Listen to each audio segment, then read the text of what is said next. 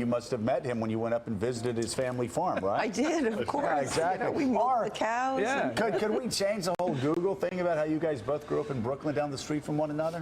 No, well, not from about 15 blocks. And if you live in Brooklyn, every block is a neighborhood. So. It actually is. Yeah, yeah. That's how you can tell you are in New York.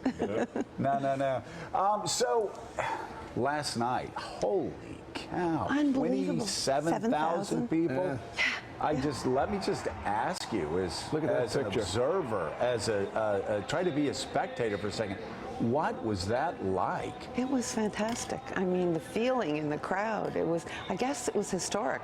That was the largest crowd ever in Washington Square Park.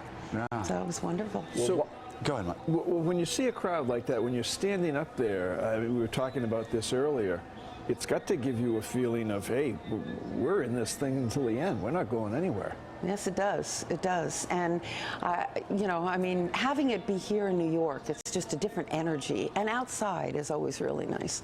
Yeah. So we are in it until the end. And I think you can see why. A lot of people are counting on him. Why are they counting on him? Why are they there? Why the historic turnout last night? Well, we always knew that his ideas would resonate with the American people. We had no idea with the fervor with which it would resonate. And I think it's because they see that he's sincere, that he is dealing with the issues and talking about the issues that they really care about, that they've been worried about, that have been on their minds, and coming up with solutions that they think can happen. Also, I think they really are looking forward to participating more in our democracy. I mean, people have been shut out for a long time. Most of the decisions are resting in the hands of fewer and fewer hands, the political and economic decisions. You know, Joe, you've been down in Washington, and it's much worse than it was before in terms of lobbyists and corporate control. And I think people are ready to say enough is enough. We need to take our country back.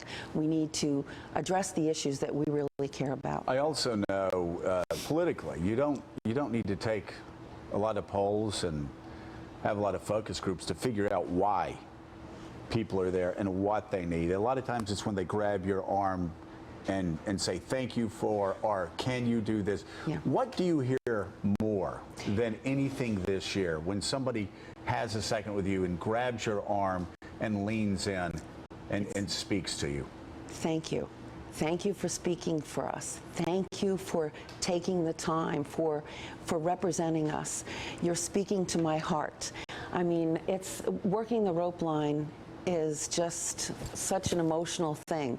You're meeting people that are so hopeful. You walk away humbled and feeling that we can't let them down. That's almost always, as we leave, we're thinking, we can't let them down. We have to address the things that they care about. We have to represent them. So given where you are at the moment, which is a bit behind Secretary Clinton in pledged delegates, and we've all seen the polls in these next few states, how do you not let them down? How do you win this thing and get the nomination in the face of what appear to be somewhat long odds at the moment? I think momentum.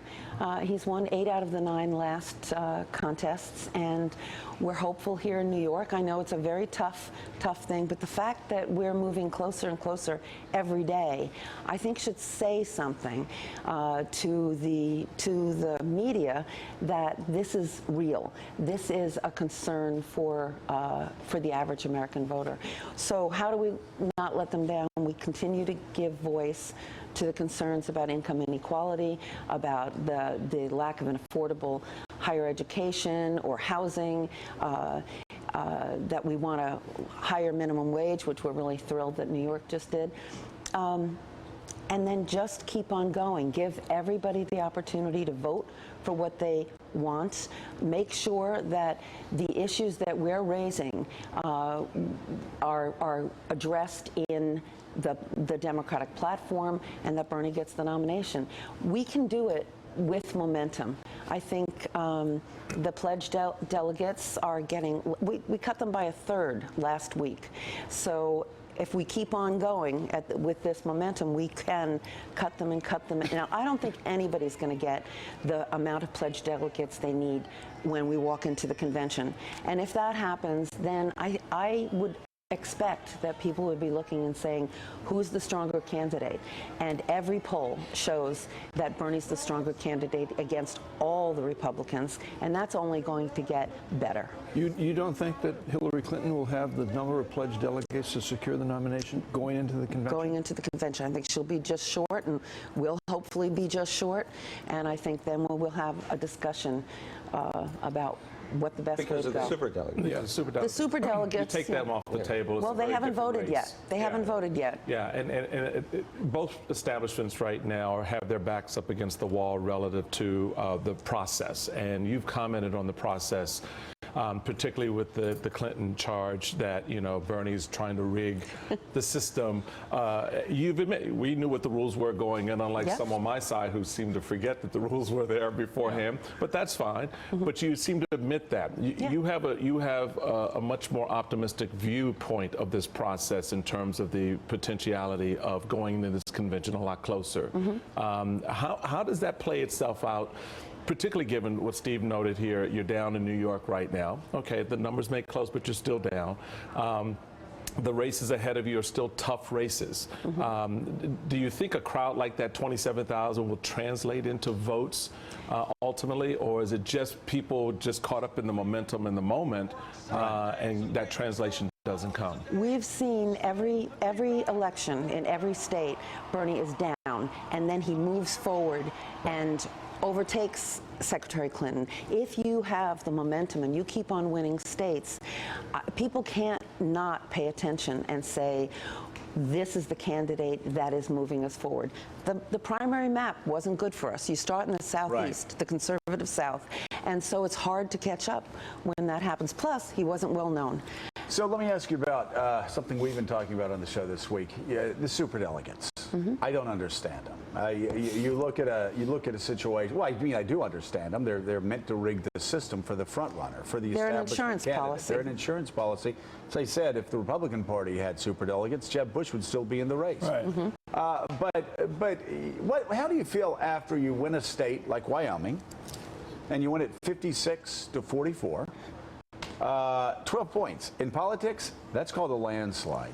And you walk away from it with fewer delegates than the person you beat by 12 points. Is that a rigged system? We're getting used to it. One of the things that bothers us... Is that a rigged system for party insiders? I don't know that I would call it a rigged system. Every state has its own rules. I think it's crazy. We're running a national election. We should have same-day registration, open primaries and caucuses, and allow the people to vote. We have a lot of those, probably a lot of those people out there in the crowd, hopefully a small number comparatively, are not even able to vote in this election because they didn't change their registration to Democrat last October when they hadn't even heard of Bernie Sanders. Those kinds of things seem silly. We're bringing a lot more people into the party, and the party is shutting the door on them. That seems counterproductive to the long-term goals.